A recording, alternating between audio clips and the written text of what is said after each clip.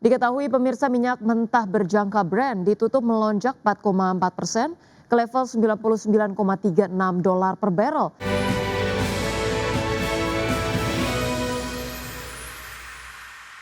Pemirsa, harga minyak melonjak sekitar 4% pada perdagangan Senin setelah militer Amerika mulai memberlakukan blokade terhadap kapal-kapal yang keluar dari pelabuhan Iran. Langkah ini memicu ancaman pembalasan dari Teheran terhadap negara-negara Teluk, menyusul gagalnya pembicaraan damai pada akhir pekan.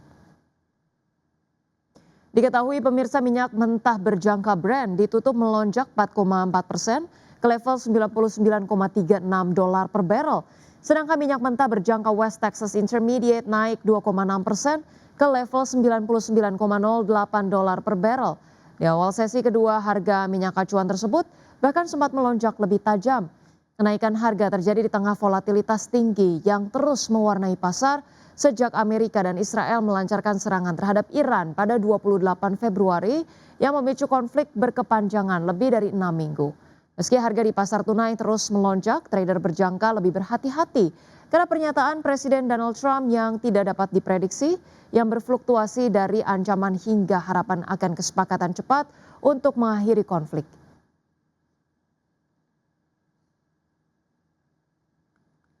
Pemirsa, aktivitas penawaran umum perdana saham di pasar modal Indonesia diperkirakan kembali bergeliat pada semester 2 2026. Meski demikian, analis pasar modal menyatakan hal tersebut sangat bergantung pada sejumlah prasyarat seperti stabilisasi sentimen global, kejelasan arah kebijakan domestik, serta pulihnya minat resiko investor. Aktivitas penawaran umum perdana saham di pasar modal Indonesia diperkirakan akan kembali bergeliat pada semester 2 2026. Hal itu lantaran saat ini pasar masih berhati-hati menghadapi gejolak. Head of Research Mirae Asset Sekuritas Indonesia Ruli Wisnubroto menilai bahwa volatilitas pasar global, ketidakpastian geopolitik serta koreksi tajam pada indeks harga saham gabungan menjadi faktor utama yang memengaruhi keputusan perusahaan untuk melakukan IPO. Dari sisi internal, ia menambahkan adanya wacana penyesuaian ketentuan free float minimum serta fokus regulator terhadap peningkatan kualitas emiten turut memengaruhi kesiapan perusahaan.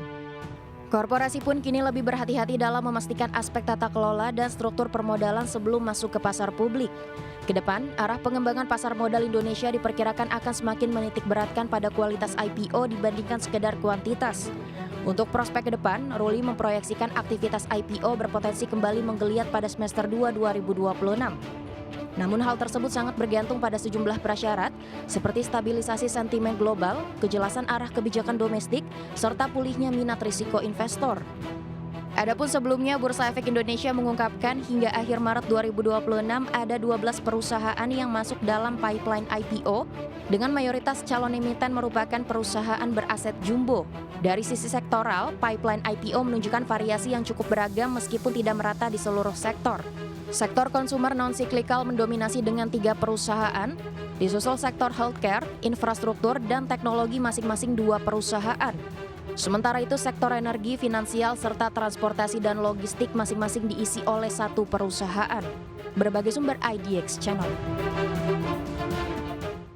Pemirsa, kita ke informasi sebagai bagian dari langkah diversifikasi bisnis, emiten pertambangan batu bara PT Prima Andalan Mandiri Tbk mendirikan anak usaha baru dengan menyuntikkan modal sebesar 18,75 miliar rupiah.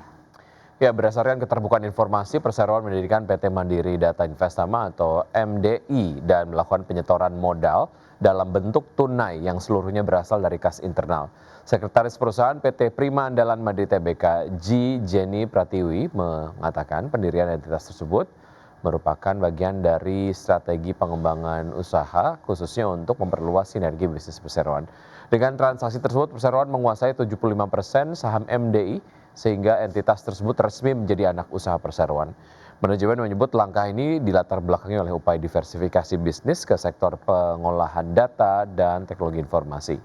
Perseroan menilai sektor tersebut memiliki potensi pertumbuhan yang dapat mendukung kinerja jangka panjang.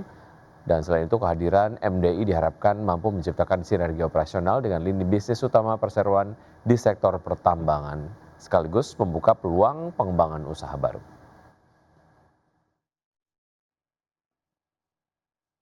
Ya, pemirsa, PT Cisarua Mountain Dairy Tbk akan melakukan bagian dividen final sebesar Rp793,46 miliar kepada pemegang saham pada 30 April 2026. Pembayaran dividen ini menjadi kelanjutan dari dividen interim yang telah lebih dahulu dibagikan pada Oktober 2025.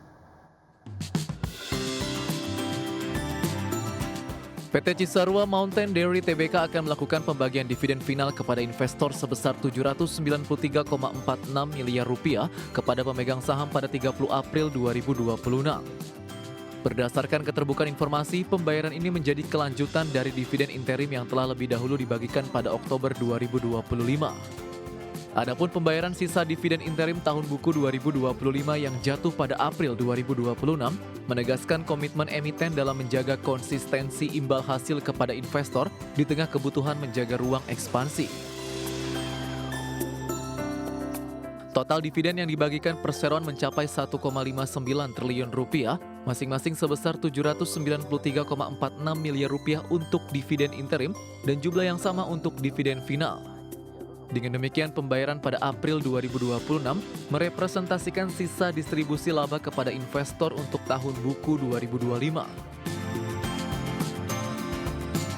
Keputusan tersebut diambil dalam rapat umum pemegang saham tahunan yang digelar pada 9 April 2026. Manajemen perseroan menyepakati pembagian dividen Rp100 per saham untuk tahap final setelah sebelumnya membagikan nilai yang sama sebagai dividen interim. Adapun jadwal pembayaran dividen final ditetapkan pada 30 April 2026 dengan recording date pada 21 April 2026. Sementara itu, periode cum dividen berakhir pada 17 April 2026 untuk pasar reguler dan negosiasi. Berbagai sumber IDX Channel. Ya, pemirsa, selanjutnya update dari Bursa Global. Bursa saham Wall Street menghijau pada perdagangan Senin dengan indeks S&P 500 dan Nasdaq masing-masing melonjak lebih dari 1%, di mana penguatan terjadi di tengah optimisme investor bahwa konflik di Timur Tengah berpotensi menemukan solusi meski perundingan antara Amerika Serikat dan Iran pada akhir pekan kembali gagal.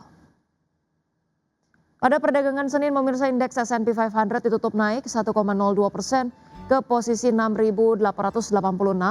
Indeks Nasdaq Composite naik 1,23% ke level 23.183 dan indeks Dow Jones Industrial Average menguat 0,63% ke posisi 48.218. Sementara itu, pemirsa, bursa saham Eropa terkoreksi seiring memudarnya harapan penyelesaian cepat konflik di Timur Tengah setelah gagalnya perundingan antara Amerika Serikat dan Iran. Ditambah situasi semakin memanas setelah Washington memutuskan untuk memberlakukan blokade di sekitar Selat Hormuz. Diketahui, pemirsa, indeks Stoxx 600 ditutup terkoreksi 0,16% ke level 613,88.